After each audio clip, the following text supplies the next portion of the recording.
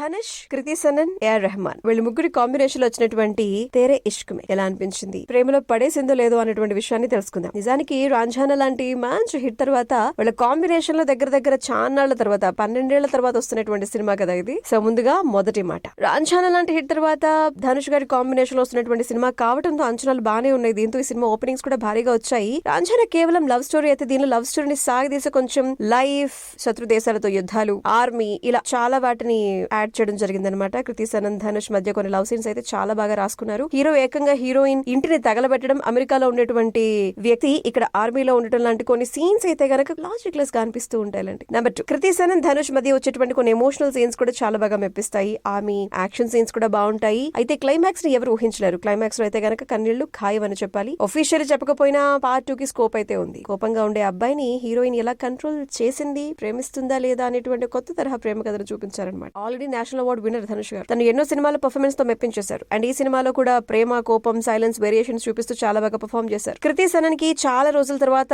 Acting కి మంచి scope ఉన్నటువంటి క్యారెక్టర్ వచ్చిందని చెప్పాలి. ఎమోషనల్ సీన్స్ లో చాలా బాగా మెప్పించారు. ప్రకాష్ రాజ్, ప్రియాంశు అండ్ తోతా రాయ్ వీళ్ళందరూ కూడా చాలా బాగా పర్ఫార్మ్ చేశారని చెప్పాలి. అండ్ ఫైనలీ చెప్పాలంటే గనక ఖచ్చితంగా ఈ బ్యూటిఫుల్ లవ్ స్టోరీని ఒకసారి చూసేయొచ్చు. తేరే ఇష్క్ మే బాలీవుడ్ లో ఓ సరికొత్త ప్రేమ కథ ఇది. RG Sunitha rating 2.75.